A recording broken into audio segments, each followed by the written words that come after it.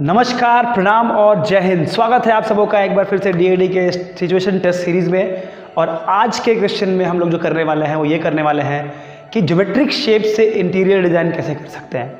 तो आपके क्वेश्चंस में अलग अलग ऑप्शंस दिए हुए हैं। आप हमारे वेबसाइट www.niftiducid.com पे जाकर आप पेपर्स डाउनलोड कर सकते हैं, पुराने भी और नए भी। पेपर डाउनलोड करने के बाद आप वहाँ से क्वेश्चन पेपर निकालिए और सोल्यूशंस हमारे इस चैनल पर पा सकते हैं आप। तो देखिए, आज के जो वीडियो में बताने वाला हूँ कि किस तरह से आप कॉन्सेप्चुअल इंटीरियर डिज़ाइनिंग की प्लानिंग कर सकते हैं, पूरा का पूरा स्ट्रक्चर डिज़ाइन कर सकते हैं एक ऑफिस का, जहाँ पर आपको अलग अलग क्वेश्चन दिए जाएंगे। लिमिटेशन ये है कि आपको केवल ज्योमेट्रिक शेप्स यूज़ करना है और एक इंटीरियर डिज़ाइन करना है। तो अलग अलग ऑप्शन दिए गए हैं और हमने जो चूज़ किया है वो चूज़ किया है एक डिज़ाइनर, यानी कि एक डिज़ाइन रिसर्चर और design overall as a holistic. कोई फैशन डिज़ाइनर नहीं, कोई ऑब्जेक्ट डिज़ाइनर नहीं, टेक्सटाइल डिज़ाइनर नहीं, स्पेशली एक ओपन डिज़ाइन का स्टूडियो का हमने प्लानिंग किया है कि एक डिज़ाइनर कैसे काम करता है और ज्योमेट्रिक शेप्स को हमने लिया हुआ है। तो बेसिकली कहा जाता है कि जो इनिशियल जो हमने कॉन्सेप्ट जो लिया है वो लिया है कि एक बेसिक शेप लिया है। जैसे पॉलीगॉन आप देखते हैं तो one of the most stable polygon की बात कर रहे हैं आप, 3D नहीं 2D शेप्स की बात करें तो सबसे पहला शेप जो होता है वो ट्रायंगल होता है। इसका बेस और ये बिल्कुल बैलेंस होता है, right. It also shows a kind of growth success. तो हम लोगों ने उस शेप को लिया, उस स्टेबिलिटी की दिखाई है, एक सक्सेस को दिखाने की कोशिश की है, इसीलिए ट्रायंगल को ही हम लोगों ने बेस बनाया, उसको यूज़ करने की कोशिश की है। तो आप देखेंगे कि पूरे कॉन्सेप्ट में ट्रायंगल किसी न किसी तरीके से यूज़ हो रहा होगा। मे बी वो थर्ड डायमेंशन के साथ भी आ रहा होगा या फिर 2D के ही कट फोल्ड में लग रहा होगा। उसके अलावा जो सोफ़ा वगैरह भी होंगे वहाँ भी क्यूब्स की वॉइड यूज़ हो रहे होंगे और बाकी चीज़ें हो रही होगी। तो सबसे पहले तो हम स्केचिंग करना शुरू करेंगे कि हमने लेना क्या है। तो हम लोगों के दिमाग में पहले ही प्लान हो गया कि हम लोग ट्रायंगल ही यूज़ करेंगे, उसकी वजह से ठोस कारण है हमारा। तो इस तरह से हम लोग आगे बढ़ेंगे। तो सबसे पहले हम जो करेंगे वो स्केच करेंगे, अपने आइडिया को हम प्लान करना शुरू करेंगे।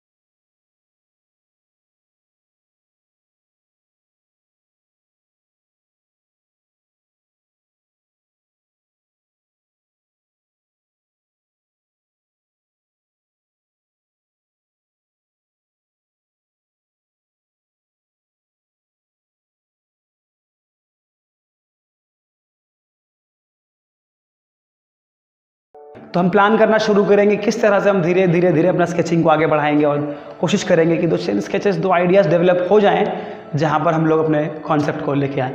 कितने बारी क्या होगा कि शायद आपको स्केच नहीं दिखा पाएँ, कितने बार हो सकता है कि हम लोग बता नहीं पाए, बट आपको धीरे धीरे प्रोसेस में घुस जाना होगा कि आप उसी प्रोसेस से काम कर रहे हैं। अब जबकि हम लोगों ने स्केच कर लिया है तो अब हम लोग प्लान करेंगे किस तरह से अपने स्केचिंग को एग्जीक्यूट करें पेपर पे। तो जो मटेरियल्स का लिमिटेशन है, मटेरियल लिया हम लोगों ने और प्लानिंग करना शुरू किया कि इसका ये बनेगा, इसका ये बनेगा, इसका ये बनेगा। अभी तो मैक्सिमम पेपर ही यूज़ कर रहे हैं हम लोग क्योंकि पेपर वर्क ही चल रहा है अभी। उसके अलावा एम्बलिशमेंट्स में एक्स्ट्रा कुछ लगाएंगे हम लोग depending on condition and situation. तो हम लोग अब आगे क्या करने वाले हैं, आगे ये करने वाले हैं कि हम लोग पूरा टेबल चेयर सब प्लानिंग कर लेंगे। उसके अलावा कुछ एम्बलिशमेंट्स में हम लोग वायर वगैरह यूज़ कर लेंगे, फिर कुछ चीज़ों पे हम यूज़ कर लेंगे। तो अब हम प्लानिंग कर रहे हैं पेपर पे, क्योंकि पहले ड्राइंग किए थे। अब हम लोग जो एक्चुअल शीट है उस शीट को कटिंग फोल्डिंग की प्लानिंग करेंगे।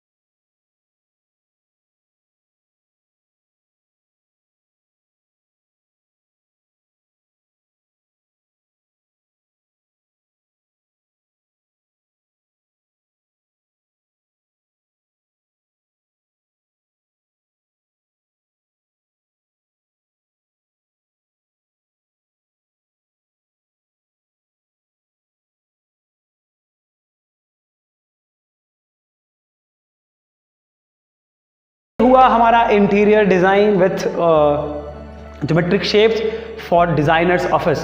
तो इस तरह से हम आगे प्लान करेंगे। मैं ये नहीं बोलता हूँ कि जो हम लोग बनाते हैं वो एग्जैक्ट है और बेस्ट है और सबसे बढ़िया है।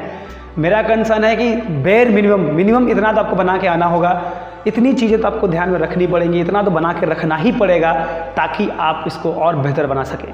तो अगर आप अभी इतना प्रैक्टिस कर लेते हैं तो टेस्ट में मैं दावा करता हूं कि और बेहतर आप बना पाएंगे, ऑन द स्पॉट आइडियाज़ नए लेके आ पाएंगे और बेहतरी करके आ पाएंगे। तो चलिए इसके बाद में राइटअप जो लिखते हैं, मैं बता दूं फिर से आपको कि राइटअप जो लिखते हैं लिखना पड़ेगा कि ये जो स्टूडियो है वो बॉम्बे में यूज़ होगा कि गाँव वाले कोई रूरल डिज़ाइन में यूज़ होगा, कहाँ पर यूज़ होगा ये आपको लिखना होगा, शेप देख के समझ देख के। हो सकता है कि डिज़ाइनर एक गांव में अपना काम कर रहा है, सोशल डिज़ाइन कर रहा है, हो सकता है डिज़ाइनर है जो कि इंटरनेशनली बैठा हुआ है, एक डिज़ाइनर है जो इवेंट में काम कर रहा है, एक डिज़ाइनर है जो केवल कपड़े बनाता है। जैसे भी ये किसके लिए आपने बनाया है वो बताएंगे, किस जगह के लिए बनाया है वो बनाएंगे, कितना ज़्यादा बड़ा होगा वो भी डिसाइड करेंगे आप, मटेरियल्स क्या यूज़ होंगी वो डिसाइड करेंगे, इंटीरियर्स में डे नाइट काम चलेगा क्या चलेगा, लाइटिंग सब कुछ आप डिसाइड करके आप राइटअप में बताएंगे और दिखाएंगे कैसे आपने चूज़ किया। जो मैंने कॉन्सेप्ट बताया था कि why I use triangle as a shape, why I wanted to use triangle as a stable and more of success kind of thing, वो सारी चीज़ें हम राइटअप में लिख के एक्सप्लेन करेंगे अपने कॉन्सेप्ट को और समझाएंगे कि ये बेहतर क्यों है और इससे बेहतर आप कैसे बनाए हैं और इससे बेहतर कुछ नहीं है, हम साबित कर देंगे राइटअप में। मैं बता दूं कि ऐसे नहीं लिखना है कि I have design this interior, but you have to write that this interior has been designed for designer and going to do this thing. Try to write in English as much as possible. Hindi अगर कुछ समझ में ना आए English में तो हिंदी लिख सकते हैं, बट अगर इंग्लिश में लिखेंगे तो आपको एज मिलेगा, ज़्यादा पॉइंट्स मिलने के चांसेस हैं। क्यों? क्योंकि इंग्लिश में ज़्यादा मार्क्स मिलते हैं। चलिए इस साल से शायद हिंदी में लिखने का मौका मिले, बट कोशिश करें कि इंग्लिश में लिखें, ना हो तो कोई प्रॉब्लम नहीं है, हिंदी में भी लिख सकते हैं, बट मैं इंसिस्ट करूँगा कि आप इंग्लिश में ही लिखें। चलिए all the best for your test, be connected with our channel. आप हमारे वेबसाइट www.nifteduc.com पे जाते रहें, नए नए अपडेट्स आते रहेंगे। हमारे बैचेस चालू हो गए हैं जगह जगह।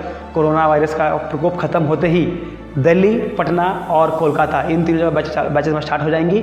सारे तरह के ऑनलाइन ऑफलाइन, ड्रीम 11 शुरू हो गया है, नेक्स्ट ईयर के बैचेस ऑनलाइन भी शुरू हो गए हैं। सारी चीज़ें वेबसाइट पर अपलोड हैं, आप जाइए देखिए समझिए, खुद के लिए, दूसरों के लिए, सबके लिए शेयर कीजिए, बताइए और लोगों तक पहुँचाइए।